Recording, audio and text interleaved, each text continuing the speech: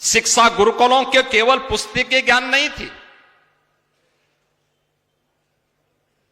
ये जो हमारे गुरुकुल थे, ऋषि आश्रम में ही ये संचालित होते थे। और ये गुरुकुल केवल किताबी पुस्तकीय ज्ञान के मात्र माध्यम नहीं थे। कृषि, खगोल, आयुर्वेद, शिल्प और प्रशासन, ये सभी व्यावहारिक ज्ञान इन्हीं आश्रमों में हमें सिखाए जाते थे।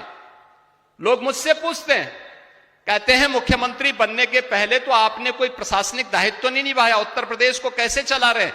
मैंने कहा आपको मालूम होना चाहिए, मैं एक आश्रम की व्यवस्था के साथ जुड़ा हुआ हूं। ये हमारे जीन्स का हिस्सा है। प्रशासन कैसे चलना है, ये भारत का सन्यासी आश्रम की पद्धति से सीखता है। वहीं पर हमारी ये एमबीए की डिग्री उसी आश्रम में हमें प्राप्त हो जाती है। मैनेजमेंट कैसे होना है, प्रबंधन कैसे होना है, ये वहां के आश्रम की पद्धति से हम सीख जाते हैं। भारतीय नारी समाज अर्थव्यवस्था में बराबर की सहभागी थी। वह कभी पराधीन नहीं रही और उसे पराधीन कभी बनाया भी नहीं गया था, कभी नहीं। हमेशा उसकी अपनी हिस्सेदारी थी, उसका अपना प्रभाव था।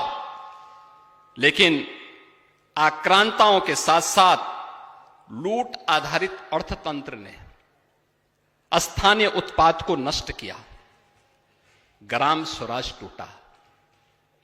याद करना, स्वरोजगार की जगह, यानी जो गांव में स्वराज उत्पन्न होता, स्वरोजगार उत्पन्न होता था, उसका नाम ले लिया कर आधारित व्यवस्था ने। टैक्स दो और सरकार पर निर्भर रहो। कारीगर गुलाम बना दिया गया, किसान करदाता बन गया।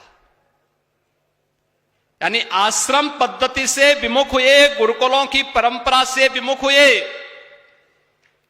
तो कारीगर हमारा गुलाम बन गया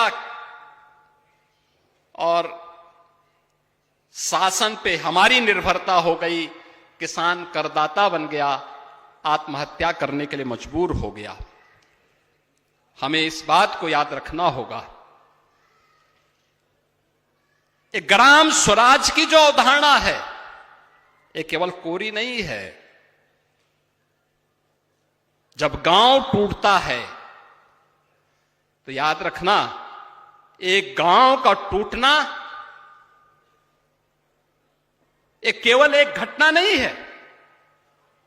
एक गांव टूटता है तो उस गांव के टूटने के साथ राष्ट्र की नींव हिलती है, राष्ट्र की नींव टूटती है। और यही कुछ हमारे साथ हुआ है। भारत को उत्पादकता से उपभोक्ता बनाने का काम औपनिवेशिक कालखंड में हुआ। भारत की अर्थव्यवस्था 400 वर्ष पहले तक 25% वैश्विक अर्थव्यवस्था में थी। आज हम कहां थे? आज से 11 वर्ष पहले भारत दुनिया की 11वीं अर्थव्यवस्था मात्र बन के रह गई। भारत की हिस्सेदारी 1947 में आते माते वैश्विक अर्थव्यवस्था में मात्र 2% रह गई। और आज नया भारत आदरणीय प्रधानमंत्री जी के नेतृत्व में दुनिया की तीसरी बड़ी अर्थव्यवस्था के रूप में उभर करके आया है, क्योंकि आज हमने अपनी विरासत को समझा है, अपनी विरासत पर विश्वास किया है, उस परंपरा को आत्मसात किया है।